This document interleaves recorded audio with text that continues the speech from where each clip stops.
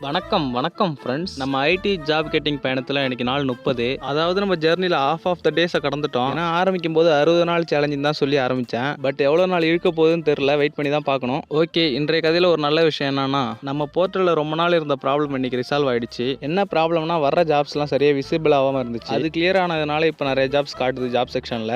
But என்ன ஒரு பிரச்சனைனா, நம்மளால தான் அப்ளை பண்ண முடியல. ஏன்னா எலிஜிபிளாக இருந்தால் மட்டும் தான் நம்மளால ஜாப்ஸ்க்கு அப்ளை பண்ண முடியும். ரியாக்டில் இன்னும் கொஞ்சம் கான்செப்ட்லாம் ஃபினிஷ் பண்ண வேண்டியது இருக்கிறதுனால மோஸ்ட் ஆஃப் த ஜாப்ஸ்க்கு வந்து அப்ளை பண்ண முடியல. ஓகேன்ட்டு பேலன்ஸ் இருக்கிற ரியாக்ட் கான்செப்ட்லாம் ஃபினிஷ் பண்ணணுன்ட்டு முடிவு பண்ணிட்டு நெக்ஸ்ட் வேலையாக ரியாக்ட் லேர்னிங்கில் இறங்கினேன். அந்த ஒர்க்குக்கும் ஒரு 2 ஹவர்ஸ் நேரத்தை செலவு பண்ணி முடித்தேன். அதை முடிச்ச பிறகு வாட்ஸ்அப்பில் ஒரு மெசேஜ், நம்ம ஜாப் அப்ளை பண்ணியிருந்த கம்பெனிலேருந்து ஒரு அசைன்மெண்ட் ஒன்று கொடுத்துருந்தாங்க. அது என்ன அசைன்மெண்ட்னா, அவங்க கொடுத்துருக்க ரெக்யர்மெண்ட்ஸ்க்கு ஏற்ற போல ஒரு ப்ராஜெக்ட் கிரியேட் பண்ணி அவங்களுக்கு சப்மிட் பண்ணணும் 2 நாளில். ப்ராஜெக்ட் பாஸ் ஆச்சுன்னா டேரக்ட் இன்டர்வியூக்கு ஷெடியூல் பண்ணுவாங்கன்ற மாதிரி மென்ஷன் பண்ணியிருந்தாங்க. ஓகேன்ட்டு நானும் இந்த அசைன்மெண்ட்டை டைம் வேஸ்ட் பண்ணாமல் ட்ரை பண்ணி பார்க்கலான்ட்டு முடிவு பண்ணியிருக்கேன். ஸோ இன்னும் 2 டேஸ்க்கு இந்த ப்ராஜெக்ட் கிரியேட் பண்ணுறது தான் நம்ம பிரைமரி வேலையாக இருக்கும். ப்ராஜெக்டோட ரெக்யர்மெண்ட்ஸை பற்றி நாளைய வீடியோவில் சொல்கிறேன். நெக்ஸ்ட் இன்றைய இறுதி வேலையா ChatGPT நண்பன்ட்டு போயிட்டு ப்ராஜெக்ட் சம்மந்தமாக ஒரு பிளானிங்கை போட்டு இன்றைக்கான டேவை முடிச்சுக்கிட்டேன்.